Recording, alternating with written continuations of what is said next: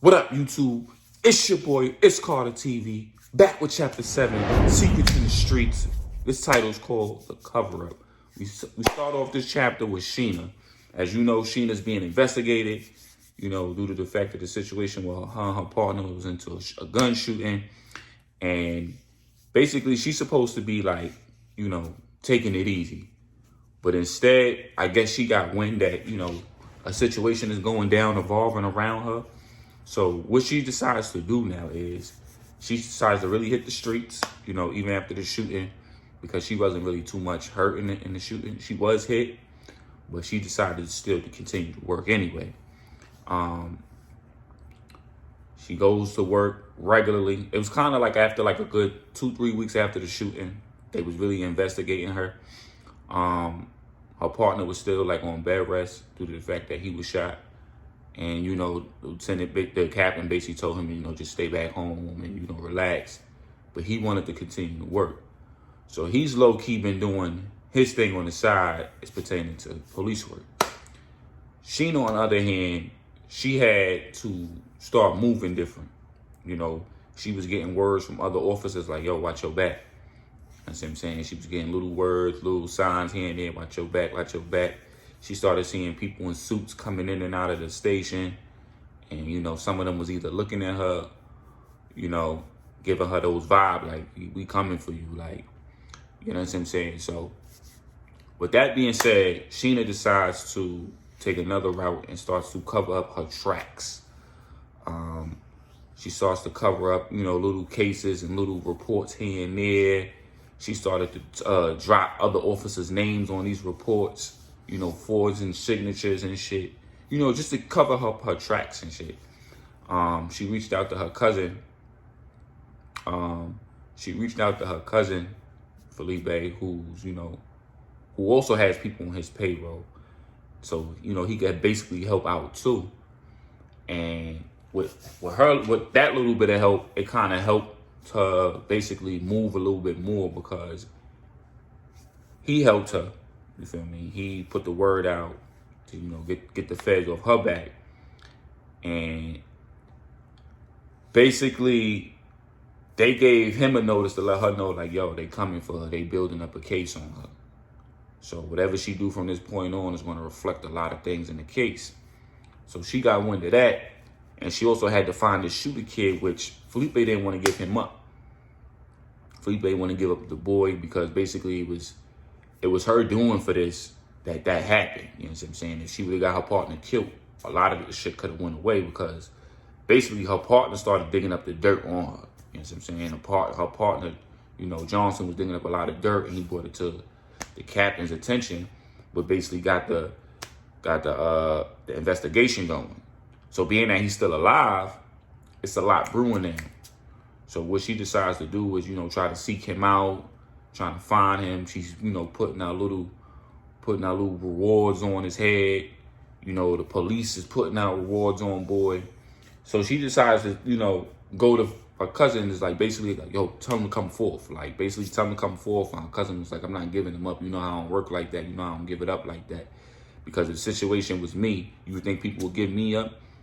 So the dude who did it, you feel me? The dude who did it was in plain sight of Sheena. It's just, she didn't realize who he was. You know what I'm saying? Boy changed his whole appearance. So through the midst of all this going on, Boy was already aware that he needed to be found. But he was out there like in plain sight, not noticing, she not noticing who he was because Boy changed his whole appearance. You know what I'm saying? He had long hair before he cut it. You know what I'm saying?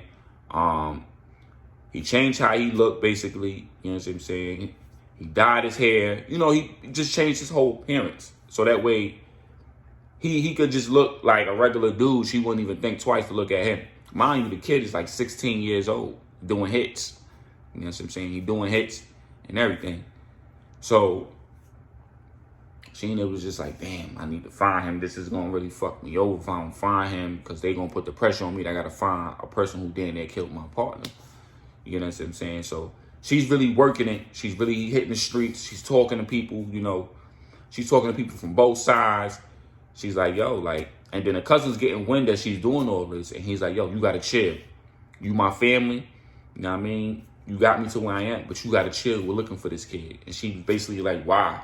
I need to find him because I could get, fucked over at work. So he like, let it go. I'm not going to tell you again to let it go.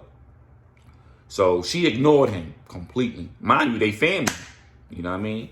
They family. So with that being said, we take you back to Star and her little crew where, they're comforting Ma, because, Ma was recently beaten up and raped and all that.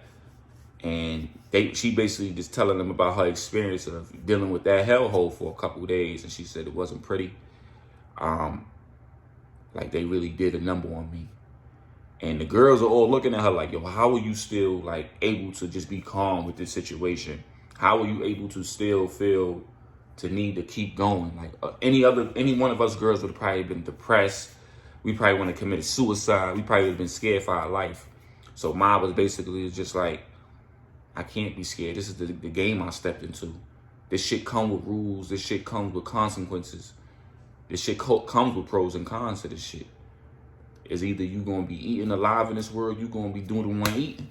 So she basically was telling these girls like, yo, it is what it is. They got me. I got caught slipping. It is what it is, but I'm going to get mine. So my mindset nowadays was to basically get even with all these dudes. You know what I'm saying? She knew once she stepped into this field, this street life, it was going to be crazy. She already knew what she signed up for. And the girls is just all looking at her like, yo, you really built different. Especially from Star's point of view, because Star she was just some pretty girl coming into the team, and she gonna try to show out. And then Star had a different view of her, like, yo, you really built different. I looked at you, I judged you before you got here. Now I see a different side of you. You know what I'm saying? You make me want to be stronger. You make me want to be really say fuck these niggas and pull triggers firsthand. So her and Star had a little connection right there. You know what I'm saying? So she basically, Ma was like, I understand you got a son. She was like, yeah, his father in jail and da-da-da-da. She was like, I don't think I'll get the chance to have kids. I'm planning on having at least one. But being that rape situation occurred happened to me, I think, I don't think it'll happen for me. She was like, damn, they did a number on you that bad. Doctors were saying, yeah. So Ma is basically bed rested. You know what I'm saying? They was comforting her and talking to her about the situation. She had a little one-on-one with Star. With that little one-on-one, it opened up Star's eyes to realize, like, this shit can really go south in a blink of an eye. You know what I'm saying? Ma only been out there a few days, and within a few days, she got snatched up, she got beat up, she got raped. And she's still standing strong. She's still 10 toes. You know what I'm saying? Her aunt, Tony, was just like, take it easy, Ma. Stay bed rested, gain your strength back, and once you gain back, be hitting the streets. You understand what I'm saying? These dudes, they're going to pay for that. She said, I know, Auntie. I know what I signed up for. And I'm just going to take my time with healing, because when I come back, I'm coming back 10 times stronger. So Tony, that's why Tony was gravitated to a Star, because she was more like Tony, you know what I'm saying? She gravitated towards more her niece, because Tony been through shit like that. She been down where she been raped and beat up, and she had to come back 10 times strong. That's why the streets respect her for the way she moved. You know what I'm saying? Tony was just like that, and her and Ma gravitated to each other like that because of how strong they was built. They willpower was very strong. They go get it mindset was on 100. You would have thought they was like dudes when shit bad happened to them in the worst way, and they come back 10 times stronger. That's how they carry themselves. And Star envy that from Ma. Like, I got to be strong like Ma. She was having a talk with Tony after they left Ma. She's like, I got to be strong like your niece. She really encouraged me to be strong, especially for my team. Like, she really got raped multiple times. She got beat up, Tony. Like, I got a son with no dad right now. It's crazy. Now, Tony ain't tell Star that KJ is talking to the feds. She didn't tell her. You know what I'm saying? In my opinion, I think she should have. But she kept it back because I think she had another plan for KJ now. I think she had another plan for KJ, and I think she was going to use Star for, which that brought up another topic for her when she mentioned KJ. So Tony was like, yeah,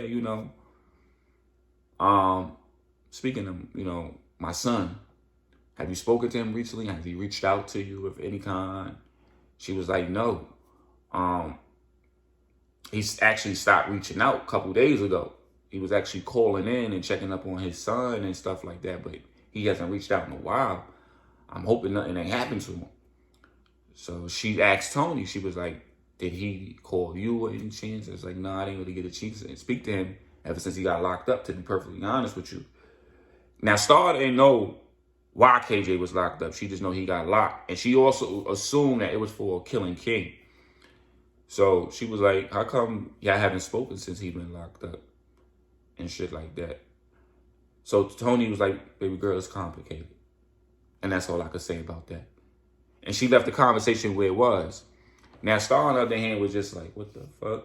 Something ain't right with this situation. Something ain't right. So now we go to Mink, Sticks, Dale, Charlie, where, you know, D-Bear crew had to drop on Dale, Sticks, and Charlie. You had to drop on all of them right then and there. Then Mink popped up. He started letting niggas have it. Beating niggas up, saving his boys on some superhero shit. Saved his boys. And they was all glad to see his boys. So they was like, yo, Mink, we ain't see you in a minute. Where the fuck you been? And then Sticks being a funny dude. Damn, nigga, you smell. Nigga, you smell like this whole sewer. You smell like you ain't washed your ass, nigga. You been bathing in shit. So Mink basically told him, was like, yo, listen, my father's in town. And Caruso basically held me down, like locked up in the basement for these past couple days. I've been locked down, like, and he didn't want me out because he felt like my father, I would have told my father what happened to my uncle. So Charlie was like, yo, he already knows. He already knows. So he's like, how does he know? I went to him. I actually went to him to see about you, and he didn't know who you was. He thought I had something to do with you. So Mink was like, yo, this shit is getting out of hand, my brother Caruso, man. It's really getting out of hand. Son got to be dealt with. And then Dell and Sticks and Charlie all looked at each other and was like, so what are you going to do, Mink? That's your brother. You know what I'm saying? Charlie then said something that really kind of opened Mink's eyes. Like, he was like, yo, he killed my father. Like, no, he killed your uncle. You know what I'm saying? You know, he killed somebody else very close to you. I know what that feels like when somebody's taking something from you. I know what it feels like. Trust and believe. It's all about how you going to handle the situation now from this point on that you know. So Mink was like, I got a lot to think about. So Dale was like, boy, don't think too long, nigga. Because once that opportunity come knocking, it's either you take it or you pass it up. So Mink was like, all right, you right. Being that we all got that out the way, what's the move here? So Sticks go, nigga, first you gonna need to wash your ass, nigga, because you stank. So Mink was like, nigga, I know I stink. Damn, could you cut a nigga some slack? Fuck. He's like, I'm just saying, bro, I'm just saying. He's like, Charlie goes, it's a new plan. I know, you know, the reason why my mom and my dad was basically killed, and the people I'm going after, they on higher up status. You know what I'm saying? So we got to move different type of time. And we also know D-Bear is after Dell as well. You know what I'm saying? It's getting real wicked out here right now. Everybody could be a target. All we got is each other, fellas. You know, y'all my brothers. Y'all the only family I got now. You know what I mean? What the move is basically we going after the organization. So they was like, all right, I'm with you. I'm riding with you, Charlie. We're going to start hitting these little towns. We're going to draw them out. We're going to draw them out. And we're going to get it done. One by one, all the motherfuckers is dropping. So now we go to Detective Johnson, where he's at home, you know, with his girl. You know, she's about to have the baby soon and everything. And her water breaks in the midst of the night. You know, her water breaks. She was actually in the kitchen, you know, grabbing something, you know, to snack on, and her water breaks. So she calls out to her boyfriend, babe, my water just broke. We gotta go to the hospital. Mind you, he was just coming off of, you know, a shooting a couple days ago. But even though he's coming off a shooting, he still could move. You know what I mean? He's still moving on good timing. He already had hospital bag packed up. You know what I mean? When they get real, it's time to go. So he grabbed the bag, he grabbed the keys, threw on, a light little jacket. He grabbed a nice little sweater, got her in the car, took her to the hospital. This happened around 2 a.m. with her, her water broke. Their baby was here at 7 a.m. the next morning. They woke him to, a healthy baby boy. And, it went from there. So a couple of the officers, who was at the hospital, seen that he had a, had a baby, congratulated him, spoke to him, asked him how you feeling about the situation, how you doing, and how's your recovery? He's like, I'm good. I'm ready to go back to work now. Now that my, my little man's here, it's time for me to really go hard. He was like, they're investigating your partner, right? So he already aware of the situation, but he plays shocked because he don't know who to trust. You know what I'm saying? He don't know who to trust. So he's like, investigating for what? He's like, that shooting, and then some of her reports is coming back a little iffy. So they doing a lot of investigating. Lately, she's been actually hitting the streets. I don't know what she's doing, but watch your back, partner. Watch your back, man. So now that he got wind of what's actually going on, he has to move a little different. In the midst of him, having his baby, his lady decides to go in the bathroom. So he picks the little boy. He picks up the baby. He talks to him. He gets a visit from Sheena. Sheena pulls up. Just heard you had a baby boy. Congratulations. So he's shocked to see her. Like, the fuck you doing here? Like, what's up, Sheena? How's it going? She says, it's going pretty good. How are you, partner? How you recovering and everything? So he basically like, I'm good. I'm a little boy at ease, and my little boy's here now, and, it's time for the, my real life to start. She said, I know, congrats on your family and everything, So he was like, what's been going on with you? I heard you've been really hitting the streets hard. What's going on? Just trying to find a man who put us down. That's all, doing a little backtracking. This is Sheena talking. I'm doing a little backtracking, I'm doing what you taught me about this town that I'm in, because I am new to the town, And basically, he was just like, oh, you doing all right? You all right? You good? So she was like, yeah, I'm all right, she goes, have anybody come to you lately? So he was like, what you mean? He was like, anybody come to you to ask you any type of questions? So right then and there, he picked up on it. He was like, she must be trying to figure out what I know. So he was like, nah, ain't nobody come to me about anything. Ain't nobody come to me about anything. Like I said, I just been, to my family. He was like, oh, you all right? So she was like, yeah, To be honest with you, partner, I got word that they investigated me. Especially for that shooting that occurred. I'm trying to find this dude so I could put a lot of this behind me. I can't lose my job. I love being a cop. It's my dream. It's, I'm living my life. So he was just like, I understand that. I understand. But, this job could be tricky, man. Just be careful out there. She goes, you got my back, right, partner? You got my back. So his girlfriend comes out the bathroom. She's startled, like, oh, hi, Sheena. She go, all right. She's like, is the baby okay? Yeah, he was just crying for a little bit. You could take him though, babe. He might be a little hungry. I'm gonna just, step out and talk to my partner real quick. So he steps out the room, and him and Sheena talk. She was basically like, you still got my back, right? We in this together, right? Partners, right? She wanted to see if he will still ride for her. So he basically gave her any answer any partner should. Like, yeah, I got your back.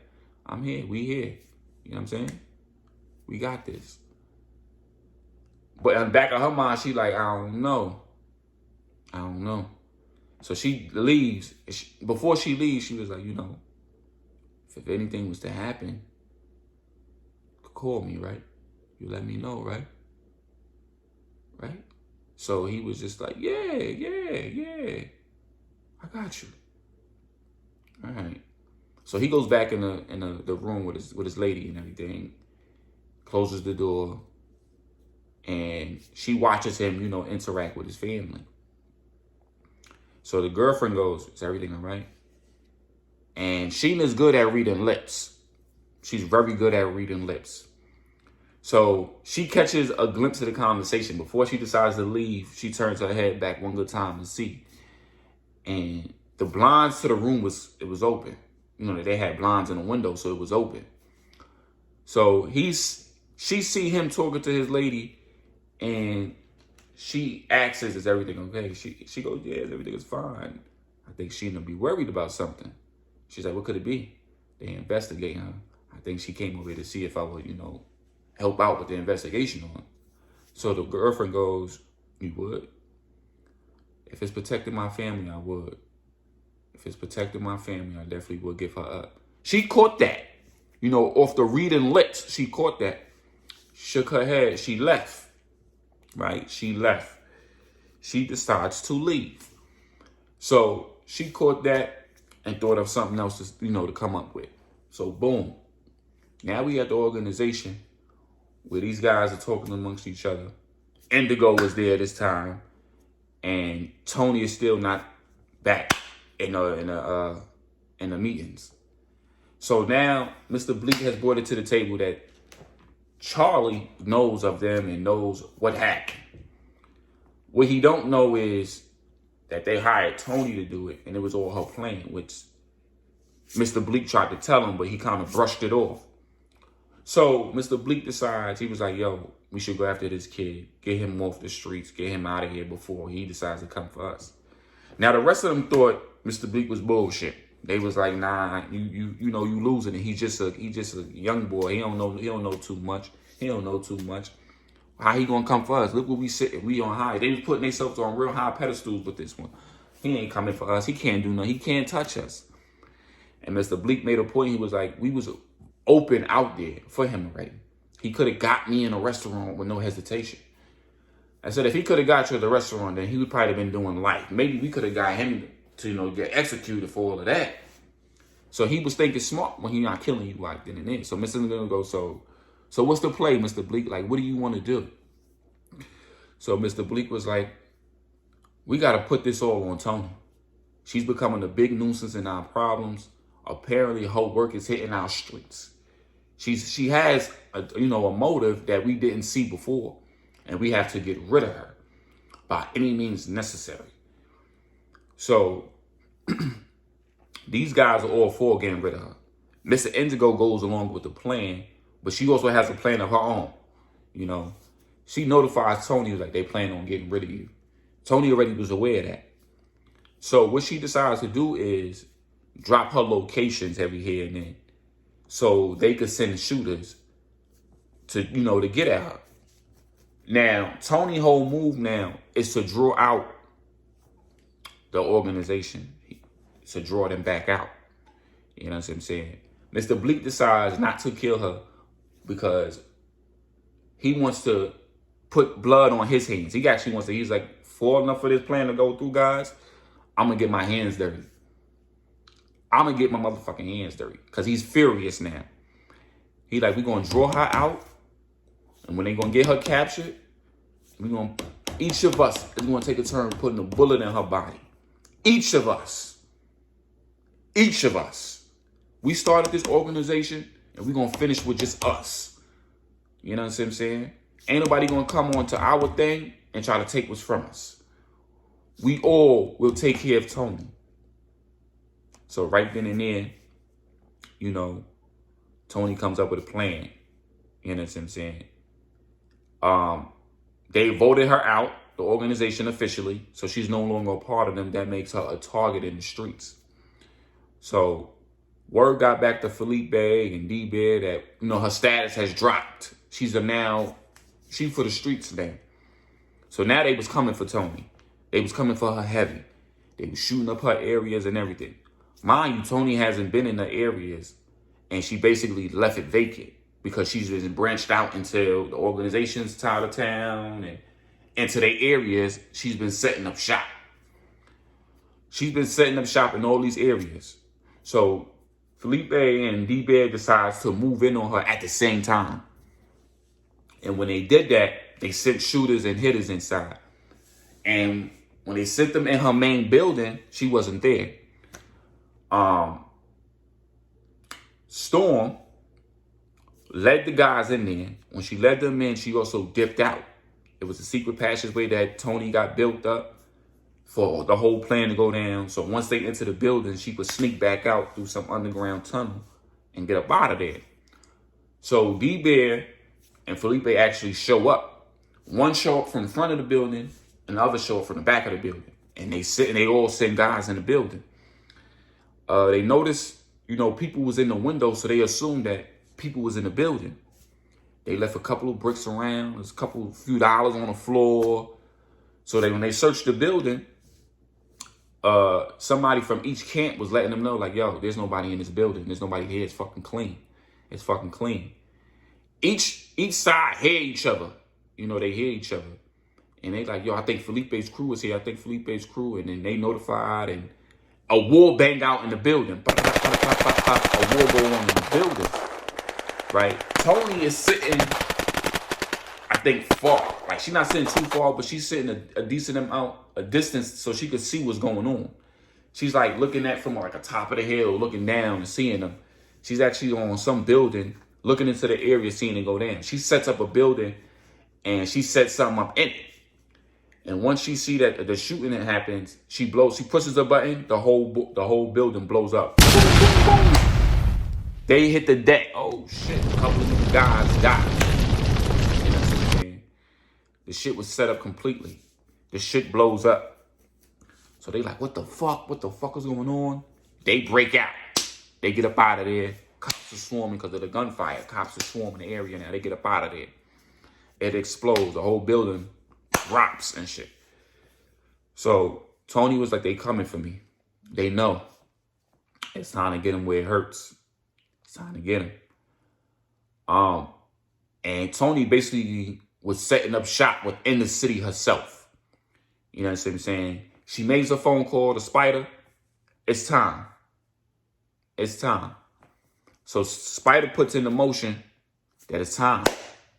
She makes that phone call to boss. You want your rank power back, nigga? It's time. So once she makes that phone call, it's time now. It's time. It's time to move.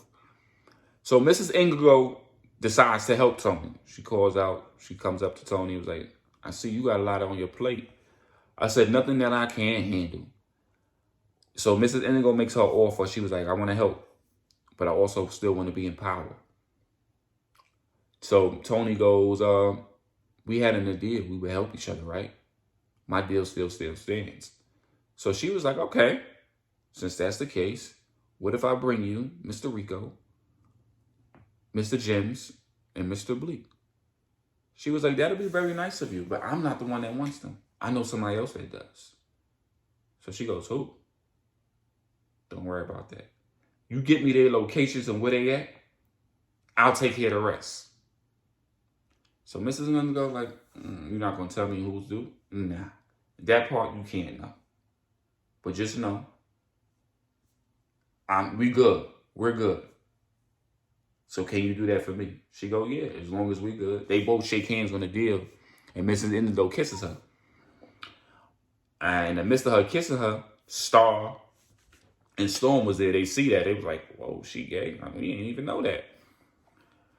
So she walks away, and Mrs. Indigo starts to do the setup. She starts to do the setup thing, and she starts to put everything into the motion.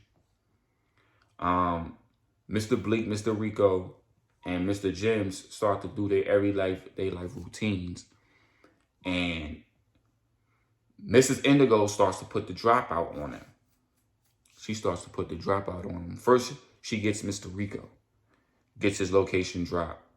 And Charlie, who still was looking for them, but he only got to 3. Charlie gets a visit from Storm. He gets a visit from Storm. She shows up at his crib.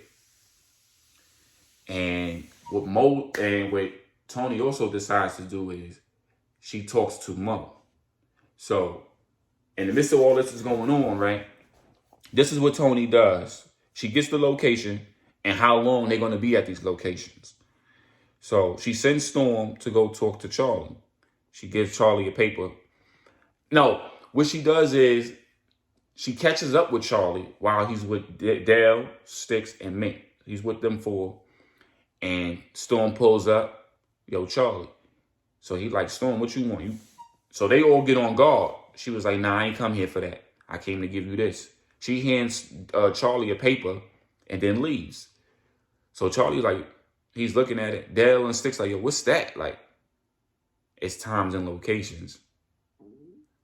And it's the name that I needed to know. So Charlie knew what time it was. Charlie knew what time it was. He knew what time it was. It's game time now. So now that he got that, she talks to Mo. She go, hey, Mo, ain't you real, tight with Charlie's, girlfriend, baby mother, whatever the situation. She's like, yeah, that's the homie.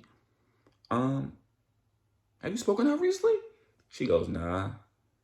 When you speak to her, let me know. She's like, is something wrong?